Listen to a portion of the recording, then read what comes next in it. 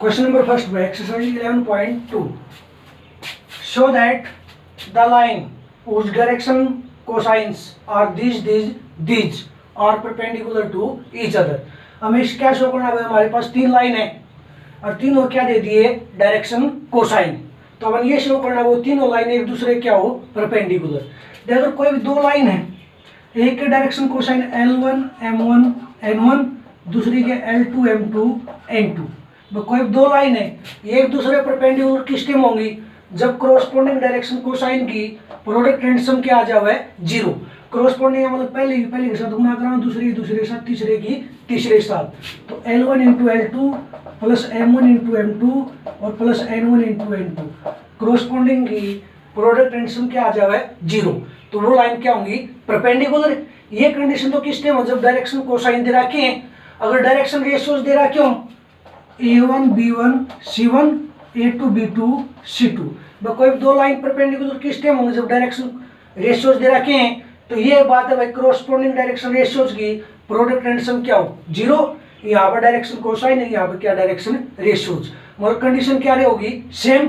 यहाँ पर corresponding direction cosine की प्रोडक्ट एंड सम जीरो और यहाँ पर कॉरस्पॉन्डिंग डायरेक्शन रेशियोज की प्रोडक्ट एंड सम जीरो आ जाए। मतलब पहले के साथ गुणा कराना, दूसरे के साथ, तीसरे की तीसरे के साथ, इनका जोड़ किसके बराबर आ गए? जीरो गए। तो लाइन क्या होंगी?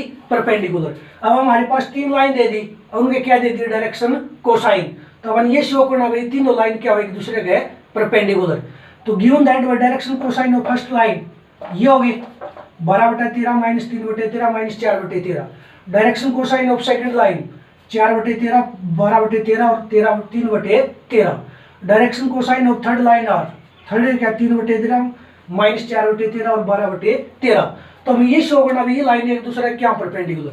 हम क्या देखा है? पहले लाइन एक और दो ने देखा ने, फिर दो और तीन ने, फिर तीन और एक ने। तो पहले एक और दो ने देखा है भाई, एक और दो एक दूसरे परपेंडिकुलर हो जाऊंगी, फिर दो और तीन, दो परपेंडिकुलर तीन, फिर तीन और एक, तीन परपेंडिकुलर एक परपेंडिकुलर तीन। एक दो का होगी, दो तीन का, तीन एक है। तो क्या कहते हैं? Mutually perpendicular to each other. तो ये परपेंडिकुलर किस टाइम होंगी?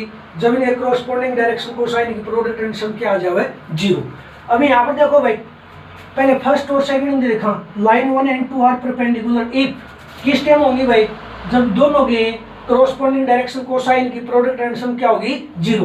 पहली लाइन 1 है तो इसके तो क्या कह दिए? L1 M1 N1, दूसरी के क्या कह दिए? L2 M2 N2। तो line 1 and 2 are perpendicular if L1 into L2 plus M1 into M2 plus N1 into N2 equal to क्या हो गए? जीरो। मतलब कॉरस्पॉन्डिंग डायरेक्शन कोसाइन की प्रोडक्ट एंड सम क्या हो? जीरो।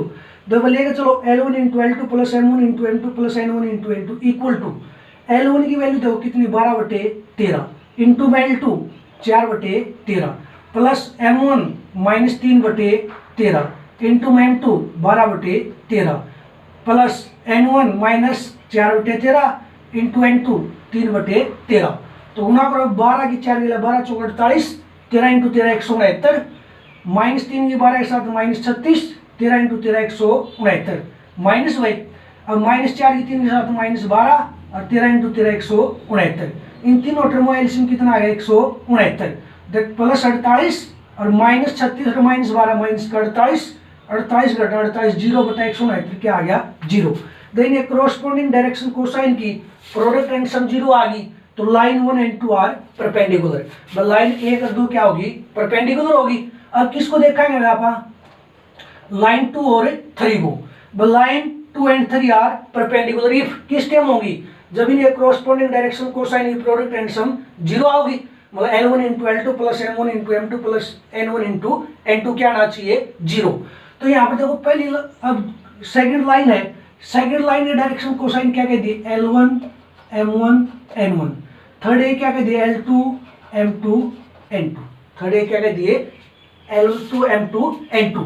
तो लेके चलो L1 into L2 plus M1 into M2 plus N1 into N2 equal to देखो L1 देखो कितना है? 4/13 इंटू L2 3/13 प्लस M1 12/13 और M2 माइनस 4/13 प्लस N1 3/13 और N2 12/13।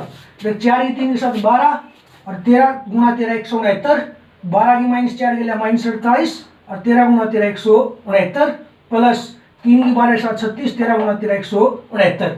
तो इन टर्म का एलसीएम कितना आ गया भाई 169 आ गया। तो 169 एलसीएम ले आए देखो प्लस 12 प्लस 36 प्लस 12 प्लस के 48 और -48, 48 घटा 48 0 बटा 169। तो इनकी क्रॉसपोंड लाइन 1 और 2 के जो डायरेक्शन कोसाइन है इनकी क्रॉसपोंडिंग की प्रोडक्ट एंड क्या आ गई 0। मतलब लाइन 2 और 3, लाइन 2 और 3 के जो डायरेक्शन कोसाइन है इनकी क्रॉसपोंडिंग की प्रोडक्ट एंड सम क्या आ गई 0। तो so line 2 and 3 are perpendicular. अब किसको देखा है भाई लाइन 1 एंड 3 आर परपेंडिकुलर किस टाइम जब L1 and L2 plus M1 into M2 plus N1 into N2 क्या आ जाए 0। देन लाइन 1 और 3 देखा, एक के डायरेक्शन कोसाइन क्या कहते हैं L1 M1 N1 और 3 क्या कहते हैं L2 M2 N2। तो क्रॉसपोंडिंग की प्रोडक्ट एंड सम करावांगे और क्या होगा 0। तो यहाँ से लाइन 1 किसका परपेंडिकुलर होगी 3 का। तो देखो भाई लाइन 1 2 का होगी, 2 3 का और 1 3 का। तो इसका मतलब line 1 2 and 3 are mutually perpendicular to each other. पहली और तीसरी लाइन आप खुद देखोगे। अब फिर क्या लिखना नीचे है line 1 2 and 3 are perpendicular to each other. Clear बात है। Question number second, show that the line through the point these and these is perpendicular to line through the point these and these। हमें ये show करना है जो line in दो pointer से pass हो रही है वह लाइन किसका परपेंडिकुलर हो इन दो पॉइंटर से पास होने वाली लाइन के। कोई भी दो लाइन परपेंडिकुलर किस टाइम होंगी भाई जब उनके क्रॉसपोंडिंग डायरेक्शन रेशियोज की प्रोडक्ट एंड सम 0 या क्रॉसपोंडिंग डायरेक्शन कोसाइन की। तो हम यहाँ से देखो भाई ये लाइन दो पॉइंट से पास हो रही है और इस लाइन के क्या दे रखे दो पासिंग पॉइंट। तो दो पॉइंट से पास होने वाली लाइन की आप डायरेक्शन रेशियोज निकाल सका, तो इस लाइन के डायरेक्शन रेशियोज निकाल देंगे और जो लाइन इन दो पॉइंट के पास होगी इसके निकाल देंगे। अगर दोनों के कोरोस्पोंडिंग डायरेक्शन रेशियोज की प्रोडक्ट एंड सम क्या आ गई 0 तो लाइन क्या होगी परपेंडिकुलर। तो पहले मैं फर्स्ट लाइन इन दो पॉइंटों से पास होने वाली लाइन को मैं क्या कह दूं ए बी। देखो passing point of line A B are passing point क्या भाई एक तो ए 1 -1 2 एंड दूसरा बी 3 4 -2। मैं इसका डायरेक्शन निकाल लूंगा, डायरेक्शन रेशियोज निकाल लूंगा। तो direction ratios of line A B का डायरेक्शन रेशियोज निकालूंगा। इसका फर्स्ट पॉइंट दो AX1 Y1 Z1, second X2 Y2 Z2। तो इसका डायरेक्शन रेशियोज कैसे आऊंगा भाई सेकंड पॉइंट के कोऑर्डिनेट में से किसी घटाऊंगा आप फर्स्ट पॉइंट की। सेकंड पॉइंट के कोऑर्डिनेट में फर्स्ट के घटे तो कैसे पहले में से पहला, दूसरे में से दूसरा, तीसरे में से तीसरा। तो X2 घटा X1, Y2 घटा Y1, Z2 घटा Z1। द X2 देखो कितना 3 घटा X1 1, Y2 कितना भाई 4 घटा फॉर्मूला तो Y1 -1। अब Z2 -2 घटा और Z1 कितना 2, 3 में से 1 घटेगा 2 माइनस माइनस क्या होता है +4 + 1 5 -2 -2 माइनस का 4। पहली ए बी लाइन के डायरेक्शन रेशियो आ गई। अब किसके निकालना है सेकंड पॉइंट से इन पॉइंटों से पास होने वाली लाइन के डायरेक्शन रेशियोज। और इस लाइन को अब क्या कहते हैं C D. The line C D is passing through the point. The line C D किन पॉइंट से पास हो रही है पहला पॉइंट सी 0 3 2 एंड दूसरा पॉइंट डी 3 5 6। अब इस सी डी लाइन का क्या निकाला डायरेक्शन रेशियोज। तो direction ratios of line C D are C D के डायरेक्शन रेशियोज निकालेंगे। पहला पॉइंट सी है तो X1 Y1 Z1, दूसरा डी है तो X2 Y2 Z2। तो डी के कोऑर्डिनेट में से किसे घटेंगे सी के। तो देखो X2 घटा X1, X2 3 और घटा X1 0। अब Y2 घटा Y2 5 घटा Y1 3। अब Z2 घटा Z1, Z2 6 घटा Z1 2, 3 घटा 0 3, 5 घटा 3 2, 6 घटा 2 4। अब दोनों लाइन के क्या आगे डायरेक्शन रेशियोज हमें निकाल लिए। अब ये देखना ये दोनों लाइन ए बी जो इन पॉइंटों से पास हो रही है और सी डी इन पॉइंटों से पास हो रही है ये परपेंडिकुलर है या नहीं। ये दोनों परपेंडिकुलर किस टाइम होंगी जब क्रॉसपोंडिंग डायरेक्शन रेशियोज की प्रोडक्ट एंड सम क्या होगा 0। Line A B and C D are perpendicular to each other if किस time A1 into A2 plus B1 into B2 plus C1 into C2 क्या हो जाए भाई 0। तो पहली लाइन AB डायरेक्शन रेशियोज क्या कह दिया मैंने A1 B1 C1। दूसरी सीटी है तो इसके क्या कह दिया मैंने A2 B2 C2। क्लियर बात है ये। तो लेके चलो A1 into A2 plus B1 into B2 plus C1 into C2।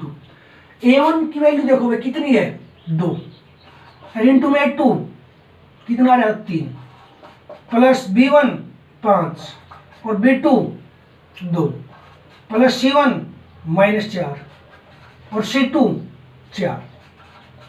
2 की 3 के साथ 6 5 की 2 के साथ 10 -4 की 4 के साथ -16 प्लस 6 प्लस 10 प्लस 16 घटा 16 क्या आ गया 0। देख दोनों एक कॉरस्पॉन्डिंग डायरेक्शन रेशियो की प्रोडक्ट एंड सम क्या आ गया 0। तो line A B and C D क्या होगी परपेंडिकुलर। तो so line A B and C D are perpendicular to each other. Clear बात है। Question number 3 show that line through the point 4 7 8 and 2 3 4 parallel to line through the point this and this. अब ये show करना भाई इन दो point से पास होने वाली लाइन किसका पैरेलल हो इन दो पॉइंटों से पास होने वाली लाइन है। देख कोई दो लाइन पैरेलल किस टाइम होंगी जब उनके कॉरस्पॉन्डिंग डायरेक्शन रेशियोज या डायरेक्शन कोसाइन का रेशियो क्या आ जाए सेम। मतलब A1/A2 equal to B1/B2 equal to C1/C2। तो अब यहाँ से देखो भाई अब पहली लाइन इन दो पॉइंटों से पास होने वाली लाइन के डायरेक्शन रेशियोज निकाला है। तो दो पासिंग पॉइंट हो तो डायरेक्शन रेशियोज निकाल इसका। फिर इन दो पॉइंटों से पास होने वाली लाइन के डायरेक्शन रेशियोज निकालेंगे। अगर कॉरस्पॉन्डिंग का रेशियो क्या आ गया सेम तो क्या कहते हैं ये लाइन क्या है पैरेलल। जब पहले इन दो पॉइंटों से पास होने वाली लाइन को मैंने क्या कह दिया AB। The passing point of line AB are पहला पॉइंट A 4 7 8 दूसरा पॉइंट B 2 3 4।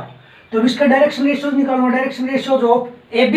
तो x1 y1 z1 A के B के x2 y2 z2। मतलब क्या होगा x2 घटा x1 y2 घटा y1 z2 घटा z1 x2 2 और घटा x1 4 y2 3 घटा y1 कितना 7 और z2 4 घटा z1 8। देख 2 में से 4 घटा -2 3 में से 7 घटा -4 8 में से 4 में से 8 घटा -4। अब इस पहली लाइन का डायरेक्शन रेशियो जेबी के आगे। अब passing point of line CDR second जो इन दो पॉइंटों से पास होने वाली है लाइन उसको मैंने क्या कह दिया CD। Passing point of CDR पहला पॉइंट C कह दिया दूसरा D। अब अपन क्या चाहिए direction ratios of CD। The पहला पॉइंट C है तो इसके x1 y1 z1 दूसरा D है तो x2 y2 z2। तो D वाले हम तो C घटेंगे मतलब x2 घटा x1 y2 घटा y1 z2 घटा z1। x2 घटा x1 x2 1 घटा और x1 कितना -1 y2 घटा y1 y2 2 घटा y1 कितना -2। अब z2 घटा z1 z2 5 घटा z1 1। देखिए minus minus plus minus minus plus 1 + 1 2 2 + 2 4 5 - 1 कितना आ जाओ 4। अब दोनों डायरेक्शन रेशियोज आ गए। Line AB and CD are parallel if A1/A2 equal to B1/B2 equal to C1/C2। इसका मतलब हमें क्या निकालना है A1/A2 B1/B2 और C1/C2। अब यहाँ पर देखो भाई पहली लाइन AB इसके A1 B1 C1 दूसरी CD तो A2 B2 C2। तो पहले A1/A2 निकालो A1 - 2 और A2 2 तो कितना आ गया -1 इक्वेशन 1। अब B1/B2 B1 कितना -4 B2 4 तो काटा है -1 इक्वेशन 2। अब C1/C2 C1 कितना है -4 C2 4 कितना आ गया भाई -1 इक्वेशन नंबर 3। 1 2 3 से देखो भाई A1/A2 B1/B2 और C1/C2 क्या आगे इक्वल आगे तो लाइन क्या होंगी parallel. From equation 1 2 and 3 we get A1/A2 equal to B1/B2 equal to C1/C2। तो so line AB is parallel to CD। Clear बात है।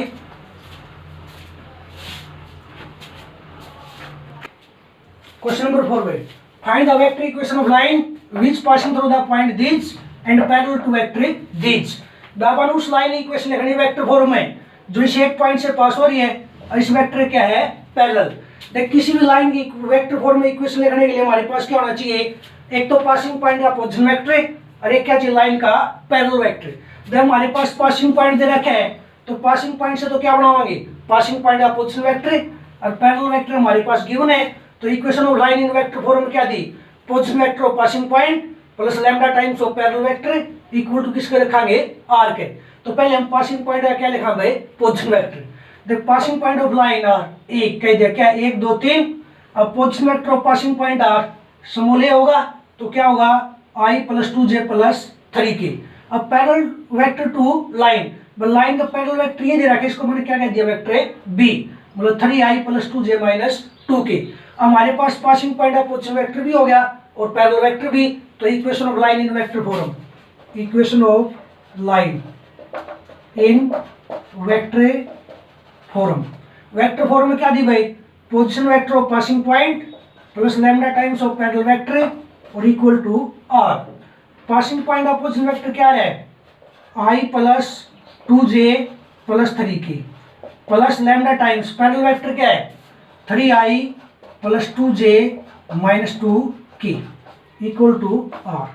ये हमारे पास क्या है equation of line in vector form, जो इस पॉइंट से पास हो रही इस वेक्टर क्या है, पैरेलल। भाई equation of line vector form में लिखने के लिए क्या चाहिए, एक तो पासिंग पॉइंट का पोजीशन वेक्टर और एक क्या चाहिए, पैरेलल वेक्टर। तो पासिंग पॉइंट दे रखा था, पासिंग पॉइंट से पासिंग पॉइंट का